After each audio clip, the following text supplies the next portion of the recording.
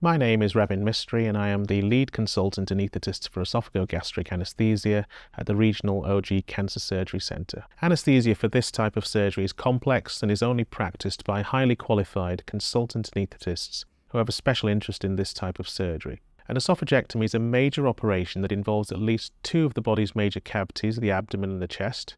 The surgery and anaesthesia place significant strains on your body, often more than in other surgical procedures. A gastrectomy is a less complex but still major operation.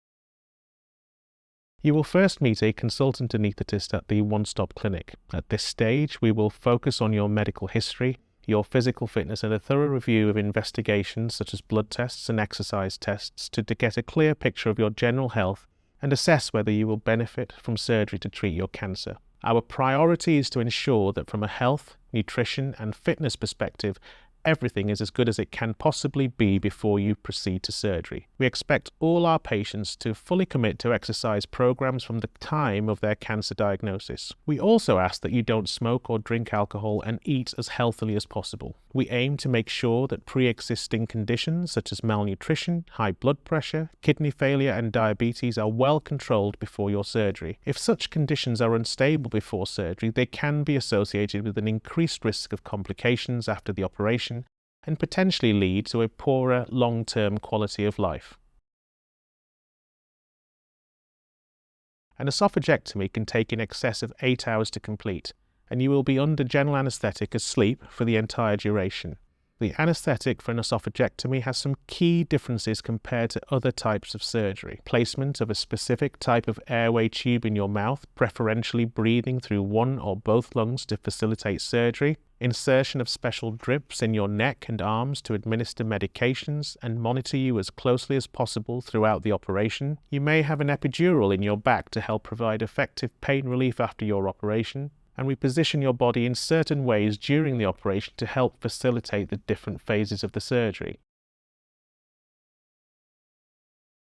Given the complexity of such surgery, patients who have had an oesophagectomy are cared for in the intensive care unit immediately afterwards. Patients who have had a gastrectomy are usually cared for postoperatively in an enhanced care area called B2 monitored.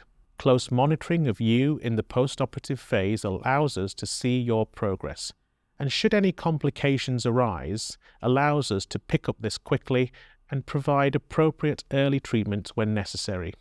Intensive care is provided by a large multi-professional team which includes doctors, nurses, physiotherapists, dietitians, pharmacists and other professionals. You will be visited by the specialist pain team who will review you to optimize pain control with the aims of making sure you can cough effectively and get out of bed. You should expect to get out of bed on the first day after your operation. A team of nurses and physiotherapists will support you with this.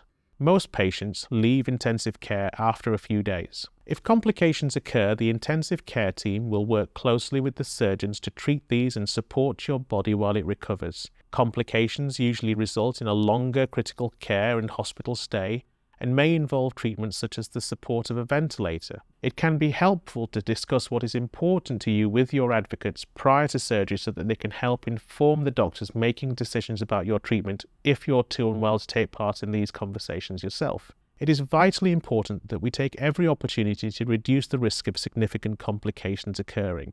That starts with getting as fit as possible before the operation.